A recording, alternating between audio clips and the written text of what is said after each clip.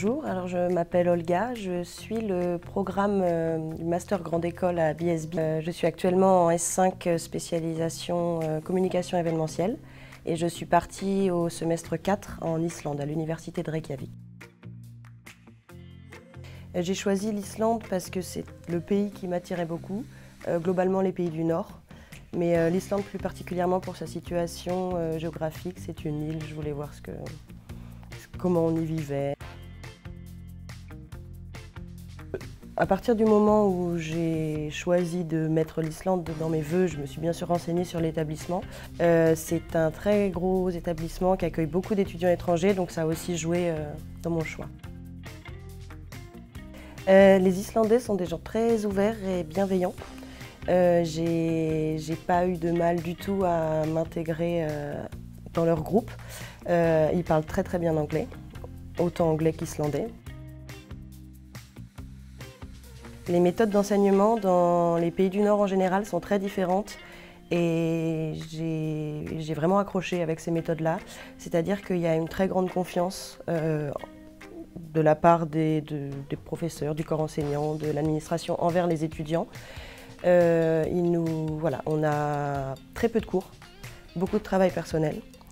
Et en fait, au début du semestre, en janvier, j'ai reçu toutes mes dates de rendu, tout ce que je devais faire. Et après, on est libre de gérer notre temps comme on veut.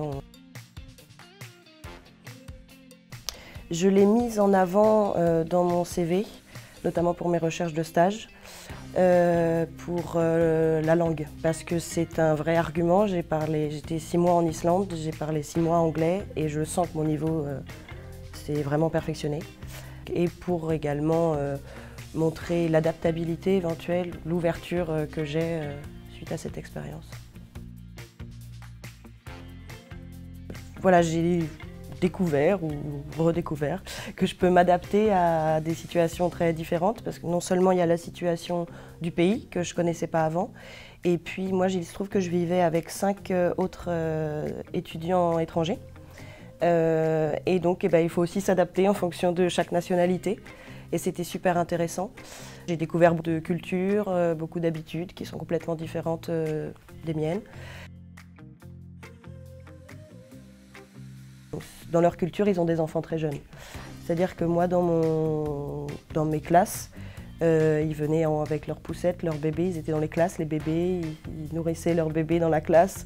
On n'a vraiment pas la même vie en fait. Lors d'un travail de groupe, c'était un très gros travail, on était 3, un groupe de 3, et on était à la veille de la deadline, et on n'avait pas fini quoi.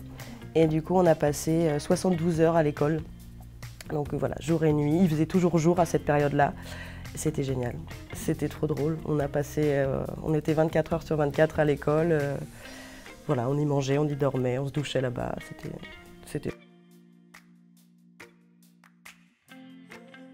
je pense que je serais partie même si ça n'avait pas été obligatoire. Parce que d'abord maintenant que je l'ai vécu, je sais qu'il ne faut pas louper ça. Et puis se dire qu'on part 4, 5, 6 mois à l'étranger, c'est la seule occasion je pense. Sauf si on décide de faire sa vie là-bas. C'est peut-être la seule occasion qu'on a dans ce cadre-là. Faut foncer. Donc je pense que je l'aurais fait. Oui. Tac tac, ça veut dire merci.